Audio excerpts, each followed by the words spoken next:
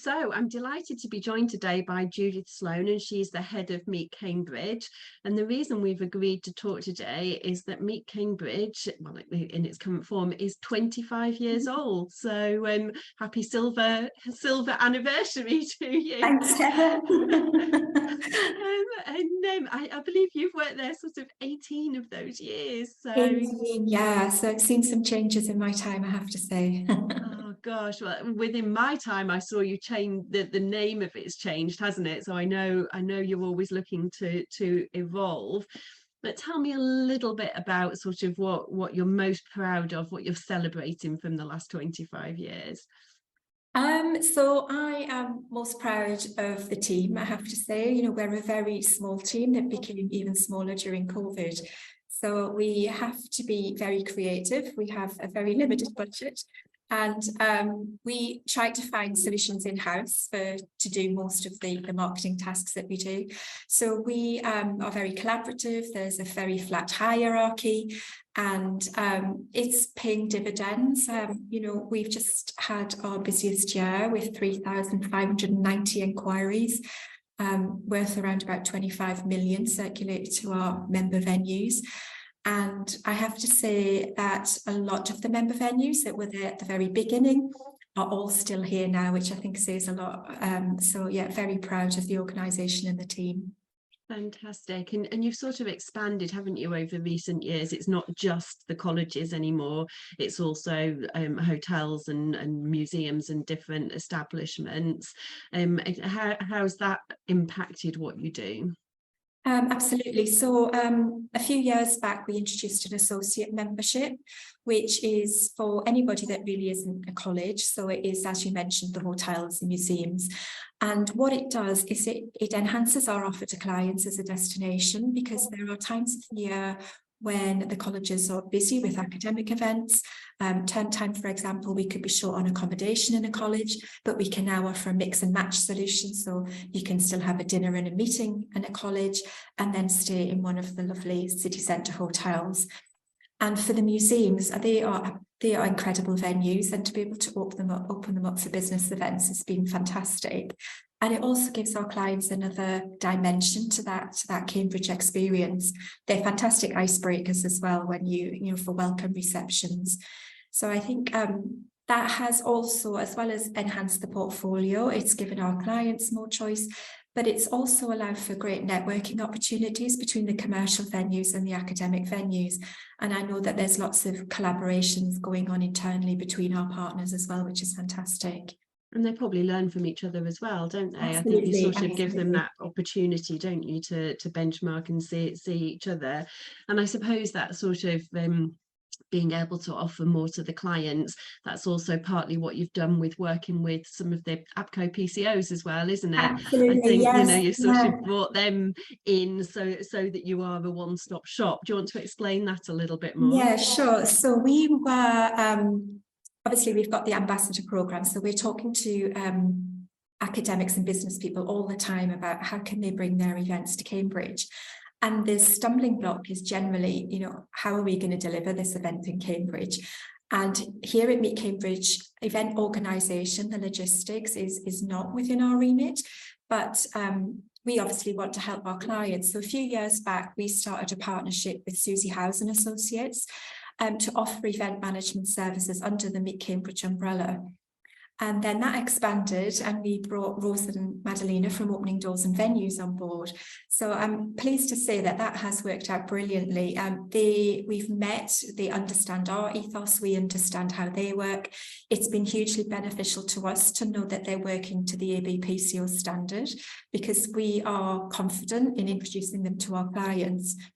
And our clients are often quite nervous about working with third parties, but they understand that having that endorsement from Meet Cambridge and that they're under the banner of ABPCO has meant that it just gives them some reassurance that of the quality of work that they're delivering. And I've made them quite busy. Fantastic. Well, that's what we like to hear. We like APCO members to be busy, and they're such great dynamic people, aren't they? And so friendly and welcoming. Absolutely. You know, you can imagine that they're easy to work with anyway, to a certain extent. So yeah, I think we all work on a very similar level, which is fantastic. we understand how they work, they understand us, and yeah, I'm looking to a very long and productive partnership with them all. Fantastic. So what you're doing is evolving. You've not just obviously stood still over the 25 years, otherwise you wouldn't be here now. How do you see the sort of, maybe not the next 25 years, but how do you see it evolving? You've still got your history and your beautiful venues to sell, but what's changing out there for you, and how are you sort of reacting to that? So I think where we sit, I think we're on the cusp of some significant changes for Cambridge and destinations in general. I've always thought we can't rest on our laurels. We do have the beautiful architecture and we have the knowledge and the good access links, all of that.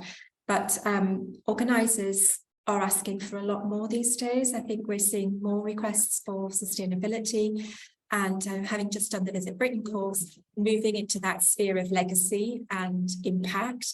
And that's a whole area that I think we need to look at in supporting our clients, and how do we deliver that to our clients and also to our venues. How do we make sure our venues understand what our clients are going to be needing in the future? So we held an event in April which addressed some of these issues, and it was to mark the 25th year of Meet Cambridge.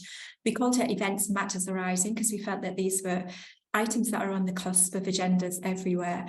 And as a result of that, we talked about DEI, we talked about inclusion, we talked about sustainability, and we'd like to introduce some focus groups, bringing clients together, bringing venues together, and us ourselves as the destination to find out how business events are going to be shaped in the future, but what they're going to need from a destination and support to deliver those events. So I'm quite excited to see that next turn of events. It's challenging to understand how we're going to resource that. I'm not going to be, it's not all rosy. There are some challenges ahead, but I think the only way to get through this is to work together and to all understand each other's aims, and hopefully we all find a place in the middle where we can cooperate and collaborate.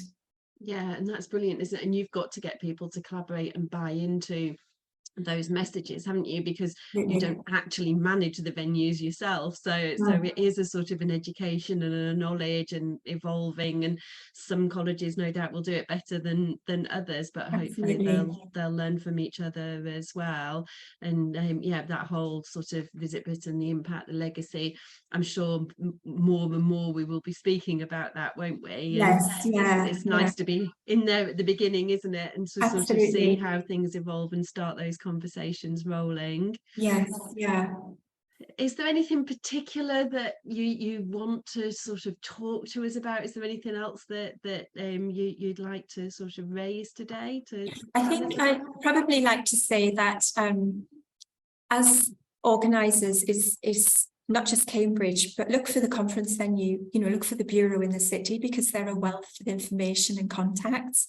And we like to think of ourselves as a matchmaking organisation, I have to say. And often we don't know the answer, but we always know somebody that does. So we can help bring industry together with clients. We can help bring the academia. We match them with venues, and we match them with activity providers in the city as well.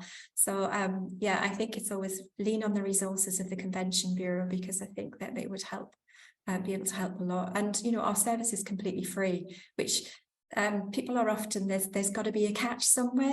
There's no such thing as a free lunch, but it is absolutely free. We're fortunate to be funded by those academic venues, those colleges.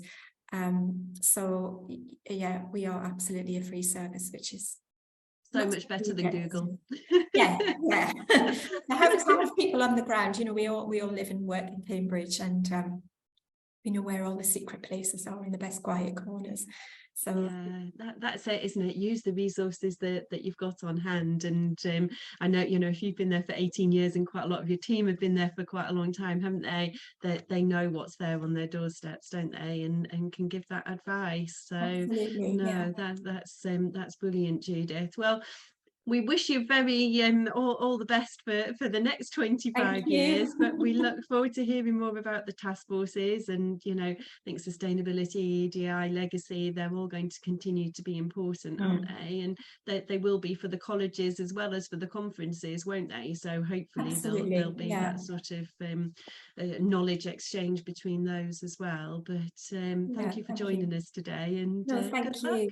And thank you also, for the membership of the ABPCO, because we do get a lot of resources from you, some insights from the forums, from other members. So it's super important for us to be part of that family as well. And it's such a friendly community. So thank you. Oh, bless you. Thank you very much. Okay. Thanks, Heather. Take care. Bye.